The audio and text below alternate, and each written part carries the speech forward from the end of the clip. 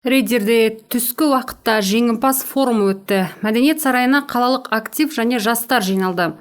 Шараны Қазақстан Республикасы президентінің жексенбі күні өткен кезектен тыс сайлауындағы дауыс беру қорытындысына арнады. Орталық сайлау комиссиясының мәліметі бойынша 10 мыңнан астам сайлау учаскелері қызмет еткен. Алдын ала жарияланған нәтижеге сәйкес 80%-дан астам дауыс Қасым-Жомарт Тоқаевқа берілген. Қалай болғанда біздің рейдер халқы өте бірлікші. Қазағымыз айтады ғой, бірлік бар жерде тірлік бар деп. Сондықтан жұмыла көтерген жұмыс жеңіл болсын.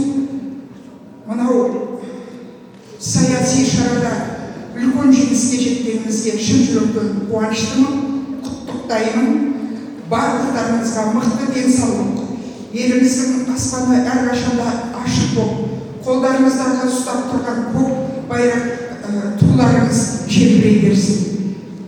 Мықты денсаулық тілеймін отбасыларыңызға. Президент Қасым-Жомарт Тоқаев экзит-полдың оның президенттік сайлауындағы жеңісі туралы нәтижесін жариялаудан кейін ел экономикасындағы түбегейлі өзгерістердің болатынын айтты.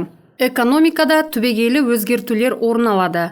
Біз азаматтардың әл-ауқаттарын көтереміз. Осы мақсаттарды жүзеге асыру үшін бізге бірлік қажет. Сондықтан сіздерді бірлікке шақырамын, деді президент. Құрметті Рейдер қаласының тұрғындары, осы мәдениет үйінде жиналған қаланың белсенді мүшелері, сіздерге барлықтарыңызға көп рахмет айтамыз.